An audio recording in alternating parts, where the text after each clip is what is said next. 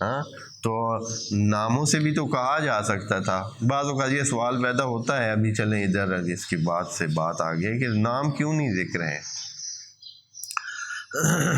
اہل بیت کے ائمہ کے. ویسے تو یہ حدیث جو ہے کہ خلفائی اثنا عشر یہ پکی حدیث ہے اور سب کے متفق ہے. حتیٰ ابن تیمیہ جیسا شخص جو کہ شاید اہل بیت کے اس کے ماننے والوں کے جو مخالفت میں اس سے بڑا کوئی بھی نہیں ہے نظریاتی بندہ، جتنا وہ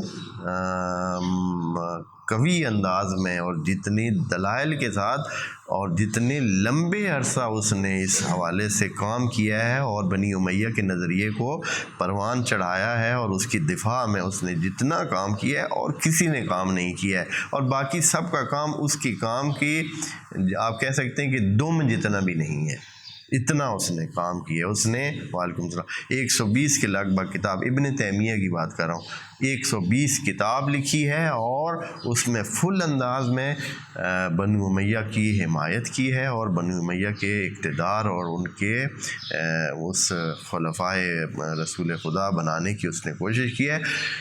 اس نے بھی یہ حدیث مانی ہے کہ خلفائی اثنا عشر، خلفائی من بعدی اثنا عشر، نبی کی یہ پکی حدیث ہے اور یہ ان کتابوں میں یعنی صحاح میں بھی موجود ہے، اور صحاح ستہ میں، بخاری میں، مسلم میں اور باقی میں بھی موجود ہے اور ریفرنس کے ساتھ موجود ہے.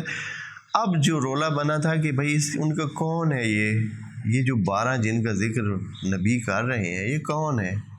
انہوں نے ہمارے پاس تو بعض اپنے ذرائع کی احادیث ہیں جن میں حضرت نے ایک ایک نام سارا ذکر کیا ہوا ہے اور پورے 12 نام دیے ہوئے، لیکن انہوں نے چونکہ اس طرف سے تو وہ مانتے نہیں ہیں تو پھر انہوں نے کیا کیا ہے، حدیث تو پکی ہے، حدیث میں تو کوئی شک نہیں ہے. ابن تیمیہ جیسا شخص بھی مجبور ہو کر اس نے 12 جو بندے بنانے کی کوشش کی ہے، اس میں وہ کہتا ہے کہ پہلے 3 خلفاء، چوتھا بھی ایسے ڈاما ڈول ہے، ہو سکتا ہے وہ بھی ان 12 کا حصہ ہو. 5واں جو ہے امیر شام معاویہ ابن ابی سفیان، اور 6واں یزید ابن معاویہ، اور پھر اس کے بعد وہ جو خلیفے ہیں اور آخری عبدالعزیز، وہ جو آخری ایک بادشاہ ان کا ہے جس کو وہ کچھ اچھا، بہرحال اس کی اچھائیاں تاریخ میں مضبوط ہیں، موجود ہیں. تو اس طرح وہ 12 پورے کرتا ہے، یعنی وہ حدیث کو صحیح بھی مان رہا ہے اور اس کے 12 خلیفے بھی پورے کرتا ہے. تو یہ ہمارے لیے تو بہت آسان ہے.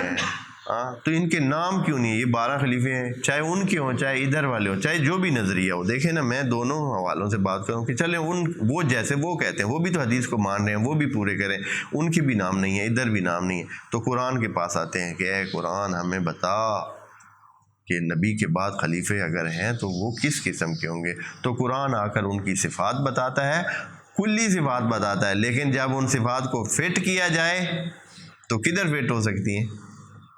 پھر جن کے پاس کردار نہیں ہے، جن کے پاس علم نہیں ہے، ان پہ کیسے فٹ آ سکتا ہے؟ خود ان کی کتابیں ان کے کرداروں سے بھرے ہوئے. صرف اتنا ہے وہ کہتے ہیں کہ چھیڑے نہیں، جو کچھ انہوں نے کیا ہے وہ خود جانے، ہم تو صرف ان کو مانتے. ہم کہتے ہیں کہ نہیں، جو آپ کا راہبر ہو وہ قرآن کے سٹینڈرڈ کے مطابق ہو.